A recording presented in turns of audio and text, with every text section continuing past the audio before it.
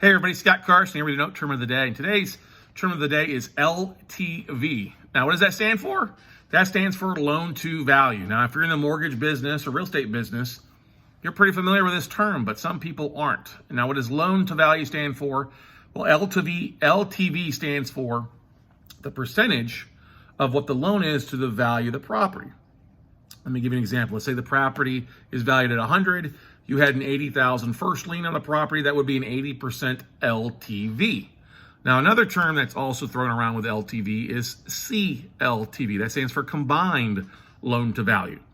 Let's say you have a $70,000 first, a $20,000 second, and the property is only worth $100,000. Well, if you add the 70% first lien, that's 70% LTV plus a 20% second, add those together combined, it's 90. So that would be a 90% LTV. So that's what CLTV stands for.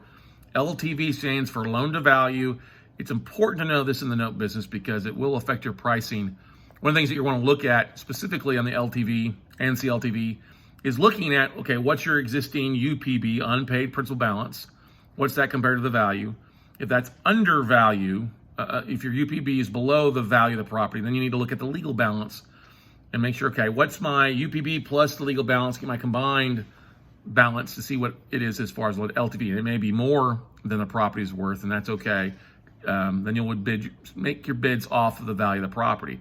If the CLTV, the combined loan to value of the legal balance, is less than the fair market value, you're probably going to be bidding somewhere in the 80 to 90% range of the UPB or the legal balance, depending on how much equity there is in the deal. So LTV, very simple term. You hear that in the loan business quite a bit, but in the note business, LTV stands for loan to value. It's important to know whether there's equity or no equity and help you bid from there.